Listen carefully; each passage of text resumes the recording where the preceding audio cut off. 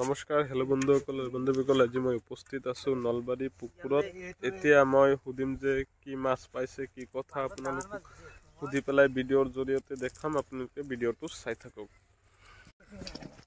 এ দাদাই জাল পেলাইছে, এতিয়া চাও কি উঠে।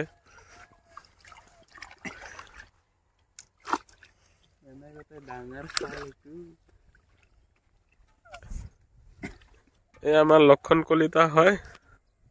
লক্ষণ কলিতা, মাছ কিবা পাইছা নে? মাছ মানে একদম মই এটা মালিকৰ মাৰ খাবা বাকি মালিকে আপোনালোকে যেটো কছি বলদি থাকা বুলি, এটা মালিকৰ ওচৰত মই এটা পিছিখান পাতি লাগবো।